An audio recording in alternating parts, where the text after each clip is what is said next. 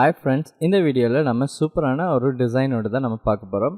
So dark theme use பண்ணி எப்படி ஒரு டிசைன்ஸ் பண்ணுறதுங்கிற ரிலேட்டடாகவும் ஒரு டேஷ்போர்ட் ரிலேட்டடாகவும் தான் நம்ம பார்க்க போகிறோம். ஸோ கண்டினியூஸாக இந்த வீடியோஸ் பார்த்தீங்களா இருந்தால் கம்ப்ளீட்டாக ஒரு வெப்சைட் ஒன்று எப்படி க்ரியேட் பண்ணுறது, அந்த வெப்சைட்டில் இருந்து எப்படி ஒரு டேஷ்போர்ட்டுக்கு கொண்டு போகிறதுங்கிற சம்மந்தமாக தெரியும். ஒன்ஸ் நம்ம இந்த டிசைனிங் ரிலேட்டடாக நம்ம தெரிஞ்சதுக்கப்புறம் ரிடக்ஷன் என்னது, அதே மாதிரி பேக்கெண்டோட எப்படி கனெக்ட் பண்ணி ஒர்க் பண்ணுறது ங்கிற ரிலேட்டடான கம்ப்ளீட்டான வீடியோவை நம்ம என்ன செய்யலாம்னு சொல்லி பார்த்தீங்கன்னா நம்ம ஒன் பை ஒன்னாக பார்க்கக்கூடிய மாதிரி இருக்குது.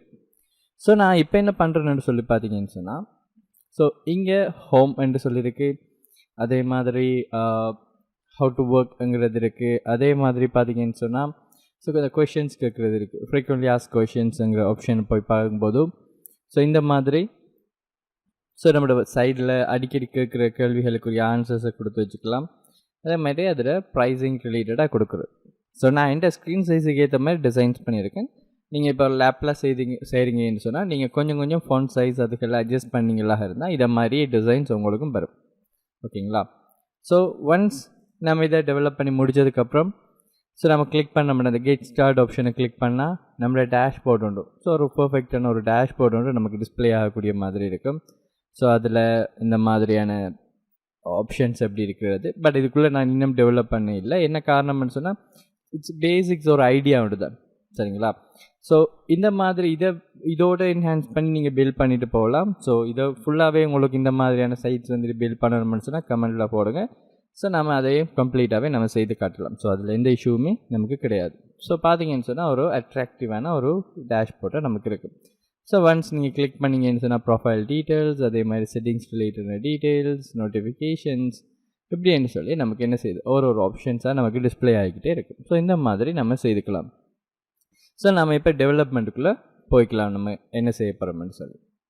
ஸோ நான் என்ன செய்கிறேன்டா ஆல்ரெடி ஒரு ஃபோல்டர் ஒன்று க்ரியேட் பண்ணியிருக்கேன். இந்த ஃபோல்டருக்குள்ளே தான் நான் என்ன செய்ய போகிறேன், இந்த சாம்பிள் கோடுன்னு சொல்கிற ஃபோல்டருக்குள்ளே தான் நான் க்ரியேட் பண்ண போகிறேன். ஸோ நான் என்ன செய்கிறேன், நீங்கள் போயிட்டு சிஎம்டி என்று கொடுத்து என்டர் ப்ரெஸ் பண்ணுறேன். என்டர் ப்ரெஸ் பண்ணும்போது நம்ம எந்த பாத்தில் இருக்கோமோ அந்த பாத் நமக்கு இங்கே டிஸ்பிளே ஆகக்கூடிய மாதிரி இருக்கும். ஸோ நான் இதில் என்ன செய்ய போகிறேன்னு சொன்னால் ஒரு புதுசாக ஒரு ப்ராஜெக்ட் ஒன்று க்ரியேட் பண்ண போகிறோம் இல்லைங்களா? So npx create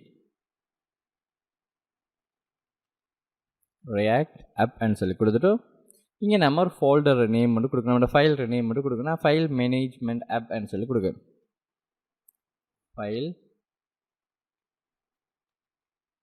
management app கொடுத்து ஸோ என்டரை ப்ரெஸ் பண்ணிங்களா இருந்தால் உங்களுக்கு என்ன செய்யும், ஸோ இந்த ப்ராஜெக்ட் வந்துட்டு க்ரியேட் ஆகக்கூடிய மாதிரி இருக்கும். ஸோ நம்ம ப்ரீவியஸ் ப்ராஜெக்டில் இருந்தே நம்ம என்ன செய்கிறோம்டா ஒன் பை ஒன்னாக ஃப்ரம் த ஸ்க்ராட்ச் இருந்தே நம்ம சொல்லி தந்துட்டுருக்கோம்.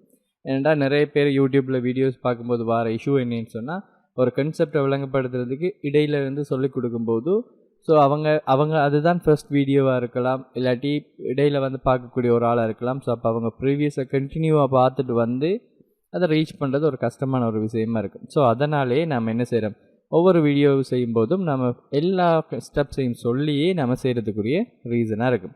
ஸோ ஒன்ஸ் இது இன்ஸ்டால் ஆகி முடியும் வரைக்கும் நான் இந்த வீடியோவை புஷ் பண்ணி வச்சுக்கிறேன். ஸோ நீங்களும் புஷ் பண்ணி வச்சுட்டு இன்ஸ்டால் பண்ணி எடுங்க. ஓகே, ஸோ பர்ஃபெக்டாக நமக்கு என்ன செஞ்சிடுச்சு, இன்ஸ்டால் ஆகி முடிஞ்சுது. ஸோ நான் என்ன பண்ணுறேன், ஃபைல் மேனேஜ்மெண்ட்டுக்குள்ளே போயிட்டு இதில் பாத்தில் கிளிக் பண்ணிவிட்டு சிஎம்டின்னு கொடுத்துக்குறேன்.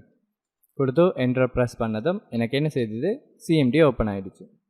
ஸோ நான் இங்கே என்ன செய்கிறேன்டா கோட் ஸ்பேஸ் டாட்னு கொடுத்து என்டர் ப்ரெஸ் பண்ணதும் எனக்கு என்ன செய்யுது, ஸோ விஎஸ் கோடில் எனக்கு அந்த ப்ராஜெக்ட் ஓப்பன் ஆகிடுச்சு. So perfect. இப்போ நான் என்ன செய்ய போகிறேன், இதை ரன் பண்ணி பார்க்கணும். ஸோ நான் என்ன செய்கிறேன், அதை கொஞ்சம் ஜூம் பண்ணிக்கிறேன். ஏன்னா நிறைய பேர் சொல்லியிருந்தீங்க ஜூம் பண்ணி கொஞ்சம் வீடியோ போட்டிங்கன்னா ஈஸியாக இருக்குது பார்க்குறதுக்குன்னு சொல்லி. Okay fine. ஸோ நான் இங்கே என்ன செய்கிறேன்டா டெர்மினலுக்கு போயிட்டு நியூ டெர்மினல் ஆப்ஷன்ஸ் கொடுத்துக்கிறேன்.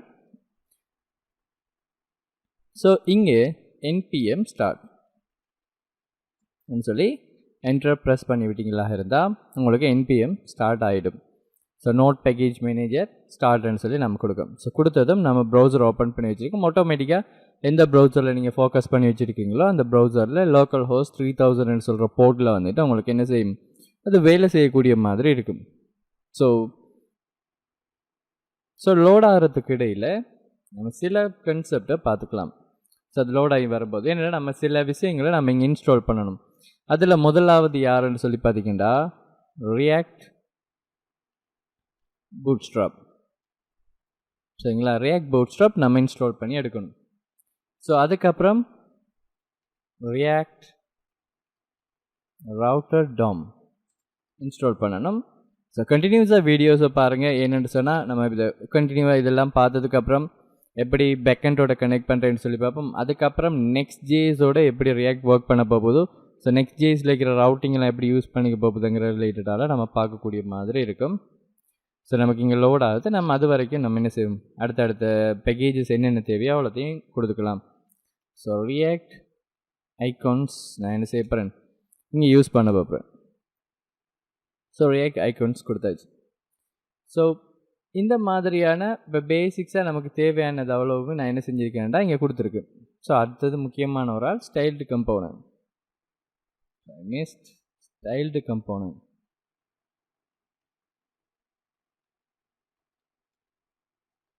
Style component. ஸோ பாருங்கள், ஸோ ரியாக்ட் பூட்ஸ்ட்ராப் அதே மாதிரி ரியாக்ட் ரவுட்டர் டாம்னு சொல்கிறவர் நம்ம இன்ஸ்டால் பண்ணணும் அந்த பேக்கேஜ். அதே மாதிரி ரியாக்ட் ஐகான்ஸில் பேக்கேஜ் இன்ஸ்டால் பண்ண வேண்டியிருக்கும். அடுத்தது ஸ்டைல்டு கம்போனன்ட். இவங்க எல்லாரும் என்னன்னா ஒன்றில் ஸ்பெஷலான ஆக்கலன்னு சொல்லி இமேஜின் பண்ணிக்கோங்க. ஸோ இவர் டிசைன் பண்ணுறதுக்கு ஸ்டைல் கம்போனன்ட் ஹெல்ப் பண்ணுவார். தேவையான ஐகான்ஸ் எல்லாமே நம்ம ரியாக்ட் ஐகான்ஸுக்குள்ளே இருந்து எடுத்துக்கலாம். அதே மாதிரி ரியாக்ட் ரவுட்டர் டாம்ஸ் வந்துக்கிட்டு ஒரு ரவுட்டிங்குக்கும் நமக்கு ஹெல்ப் பண்ணுவார். அதோடு சேர்த்து பார்த்தீங்கன்னு சொன்னால் இங்கே ரியாக்ட் பூட்ஸ்ட்ராப் வந்துட்டு பூட்ஸ்ட்ராப் கிளாஸஸ் யூஸ் பண்ணுறதுக்கும் ரியாக்ட் பூட்ஸ்ட்ராப் கோட்ஸ் யூஸ் பண்ணுறதுக்கு நமக்கு ஹெல்ப்ஃபுல்லாக இருக்குது. ஸோ பார்த்தீங்கன்னா இதுதான் நம்மளோட டிசைனாக இருக்கும். சரிங்களா, இப்போ நம்ம இன்ஸ்டால் பண்ணிக்கலாம். இதுக்குள்ளே என்னென்ன நமக்கு தேவையான எல்லாத்தையுமே நம்ம இன்ஸ்டால் பண்ணி எடுத்துக்கலாம். ஸோ முதலாவது நான் என்ன செய்கிறேன்னு சொல்லி பார்த்தீங்கன்னா, ஸோ நீங்களும் இந்த ரியாக்ட் பூட்ஸ்ட்ராப்புக்குள்ளே போனதும் கெட் ஸ்டார்ட் ஆப்ஷன் கொடுத்துக்கோங்க. ஸோ கொடுத்ததும் நீங்கள் இன்ஸ்டால் பண்ண சொல்லுது பாருங்கள், NPM இன்ஸ்டால் பண்ணுங்கள் ரியாக்ட் பூட்ஸ்ட்ராப்பையும் இன்ஸ்டால் பண்ணிக்கோங்க. நீங்கள் இதை காப்பி பண்ணிக்கணும்.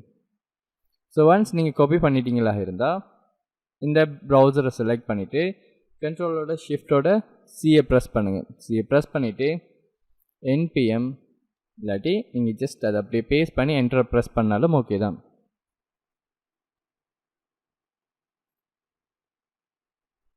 கொடுத்து என்டரை ப்ரெஸ் பண்ணிங்கன்னு சொன்னாலும் உங்களுக்கு அது இன்ஸ்டால் ஆகக்கூடிய மாதிரி இருக்கும்.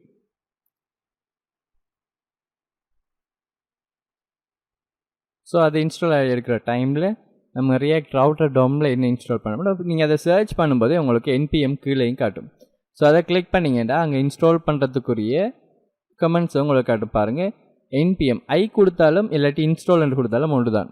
அது என்னது, அதில் இன்ஸ்டால் இருக்குது ஐஎன்டு இருக்குங்கிற நீங்கள் இன்ஸ்டால் கொடுத்தாலும் வேலை செய்யும், ஐஎன்டு கொடுத்தாலும் ஒர்க் பண்ணக்கூடிய மாதிரி இருக்கும். ஸோ ரியாக்ட் ரவுட்டர் டாம் நான் என்ன செய்கிறேன், இந்த காப்பி பண்ணிக்கிறேன்.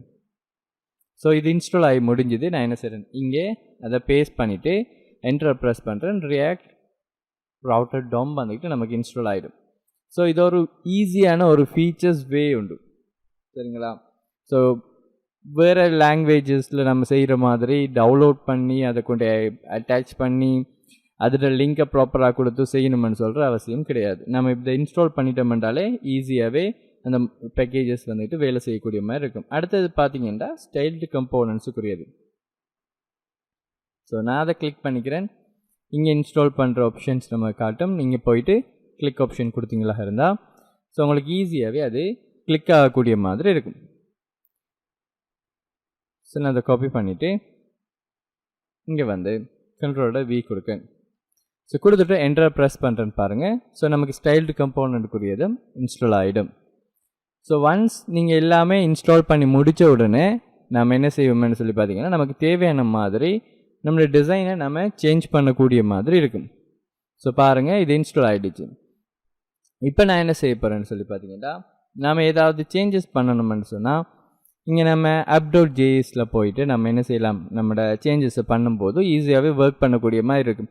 இல்லை நீங்கள் ரியாக்ட் ரவுட்டர் டாமை யூஸ் பண்ணி இண்டெக்ஸ்லேயே, அதாவது இங்கே ஒரு ஃபைல் இருக்குது இல்லையா, ஸோ index.jsலேயே நம்ம என்ன செய்யலாம்னு சொல்லி பார்த்தீங்கன்னா ரவுட்டிங் ஆப்ஷன்ஸ் கொடுக்க போகிறோம்ட்டா நம்ம app.jsல போய் ஸ்பெசிஃபிக்காக இதை மாற்றணும்னு சொல்கிற அவசியம் கிடையாது. இந்த ஃபைலே நமக்கு தேவைப்படாது இல்லைங்களா. ஸோ இங்கே நம்ம ஒரு முக்கியமான ஒரு கன்ஃபிகரேஷன் ஒன்று பண்ணலை. என்னன்னு சொன்னால் ரியாக்ட்